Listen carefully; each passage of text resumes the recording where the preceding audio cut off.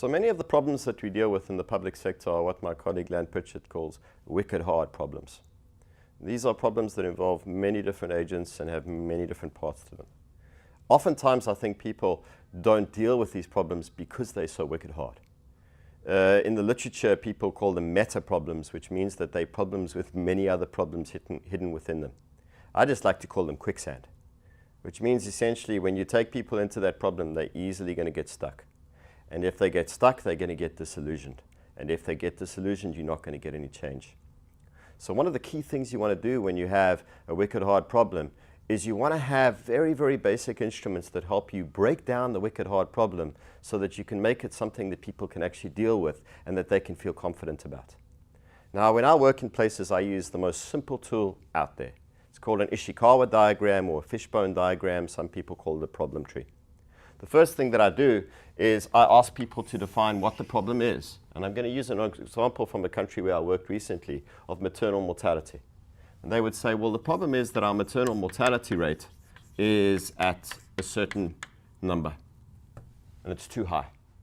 And then I'll say to them, what do you think is causing the maternal mortality rate to be that high? And this is the first time that people have been able to have a conversation in the room without having to argue about the cause. Because usually people have to identify the one thing that matters, and they fight about that. So you'll find the people working in the hospitals who are looking for resources for the hospitals will say, we don't have enough beds in the hospitals. And then the people who work maybe with the ambulances will say, we don't have enough ambulances, and then you end up fighting. And I say to them, why don't we just put both of those on the board? So let's say, this is the head of the fish, and these are the bones, and one of them is about access to hospitals. One of them is about access to ambulances. Then other people in the room start to realize that they can actually put their ideas up there, and they say, well, how about local traditions that don't allow women to go to the hospitals? They say, well, that's interesting.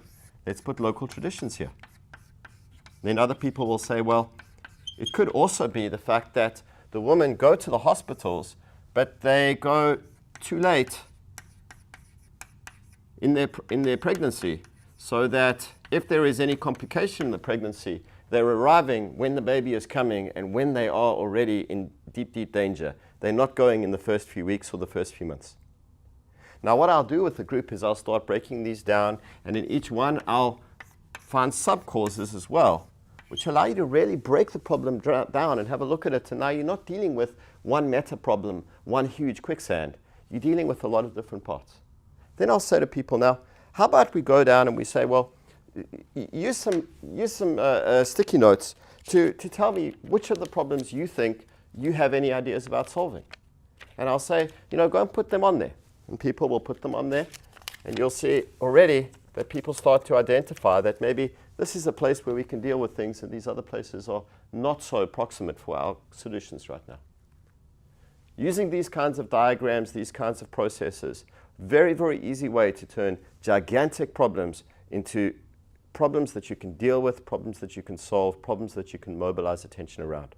It's very important that we deconstruct problems in this way so that we can actually break into them and solve them.